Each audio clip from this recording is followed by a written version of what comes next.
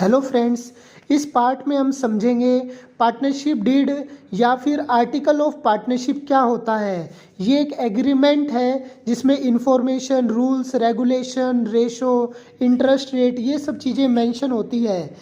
अब हम समझेंगे अगर पार्टनरशिप डीड साइलेंट है तो provision of Indian partnership act 1932 apply होंगे, जो कहते हैं प्रॉफिट रेशो क्या होगा, इक्वल होगा।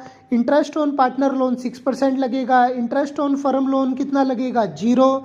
इंटरेस्ट ऑन फर्म लोन का मतलब फर्म जो लोन देती है पार्टनर को, ये फर्म की इनकम होती है। Interest on capital, interest on drawing, interest, salary, commission, ये सब अगर मेंशन नहीं है पार्टनरशिप डीड में तो नहीं देंगे। जैसा कि एग्जाम में क्वेश्चन आया हुआ है 1 नंबर में, अगर पार्टनरशिप डीड अब्सेंस है तो इंटरेस्ट ऑन पार्टनर लोन कितना लगेगा, यहाँ पर 6%। अब हम नेक्स्ट टॉपिक समझते हैं, रेशो। फर्स्ट केस, अगर रेशो आपको दिया हुआ है तो आप उसी अकॉर्डिंग फॉलो करोगे। अगर सेकंड केस में रेशो नहीं दे रखा तो 1:1 अप्लाई हो जाएगा। अगर क्वेश्चन में कह रखा है कैपिटल रेशो बनानी है तो ही आप बनाओगे। अगर सिर्फ ओपनिंग कैपिटल है 6 लाख और 8 लाख तो आप यहाँ से रेशो बना सकते हो 3:4। अगर कैपिटल चेंज हो रही है, कैपिटल एम्प्लॉयड रेशो निकालना पड़ेगा उस केस में। एग्जाम्पल हम समझते हैं, ओपनिंग कैपिटल दे रखी है यहाँ पर आपको 2 लाख और 3 लाख रुपए ए और बी की। उसके बाद एडिशनल कैपिटल है 1 लाख रुपए 1 अगस्त को। तो अब हम समझते हैं यहाँ पर ए की जो रिमेनिंग मंथ है उससे मल्टीप्लाई करेंगे 2 लाख को इंटू रिमेनिंग मंथ, तो कैपिटल एम्प्लॉयड आ जाएगी 8 लाख रुपए। इस तरह से एडिशनल कैपिटल उसने लगाई यहाँ पर 1 लाख रुपए, और उसके बाद कितना मंथ रिमेनिंग रह गया, 8 महीने।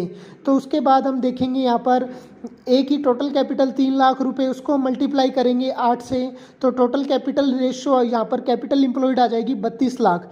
इसी तरह बी की हम कैलकुलेट कर लेंगे तो कैपिटल रेशो यहाँ पर बन जाएगा।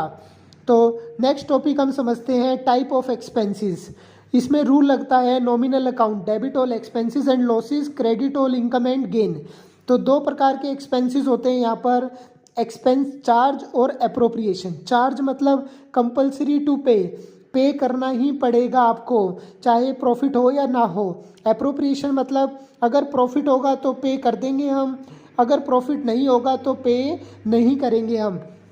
इसमें P&L अकाउंट बनता है आपका यहाँ पर, और इसमें P&L एप्रोप्रिएशन बनता है। P&L अकाउंट में क्या क्या आता है आपका, interest on partner loan, manager commission, provision, rent to partner, और लास्ट में क्या बचता है, नेट प्रॉफिट। नेट प्रॉफिट आपका कहाँ चला जाता है, P&L एप्रोप्रिएशन में, और फिर पार्टनर के खर्चे आ जाते हैं यहाँ पर, और लास्ट में जो भी प्रॉफिट बचता है वो पार्टनर में डिस्ट्रीब्यूट कर